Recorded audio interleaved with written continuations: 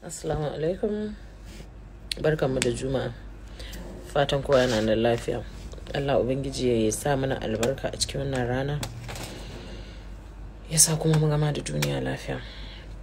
Da Allah wani dan jan hankali zan yi musamman ga maza. Wasu mazan. Don wayannan maganganun ba wai wasu ba maza bane masu hankali suke yin su gaskiya ko in ce masu tunani.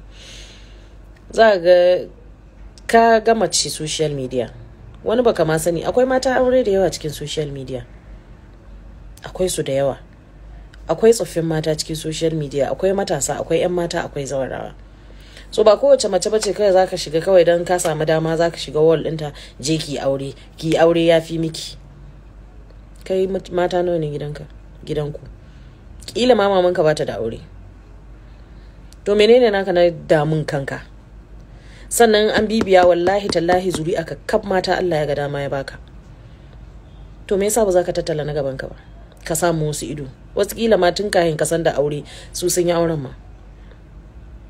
Sannan ba inda musulunci ya ce dole in baki aure ba za ki shiga wuta, ƙarya ne, babu. To menene na takura ma kanku abinda bai shafe ku ba? Dan Allah da annabi mu dinga yi makan mu tunani dan Allah. Baka san dalilin da ya sa watan ba ta yi aure ba ko watan ta fito. Ku zagi 'yan mata, ku zagi zawarawa, ku zagi manyan mata. Ku me problem ɗinku? Wannan magana ne na maza marasa hankali, because akwai su wanda zaka ga abin da bai shafe su ba shine suka sa shi akan gaba.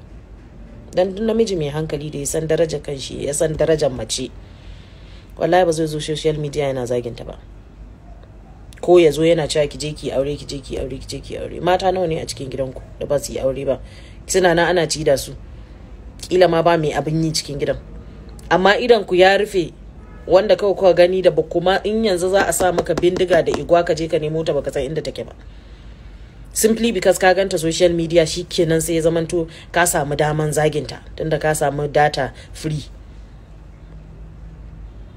So da Allah mu dinga yi maka mu faɗa, dan girman Allah mu kiyaye da irin wannan. Duk abin da kai ma wani za a yi maka.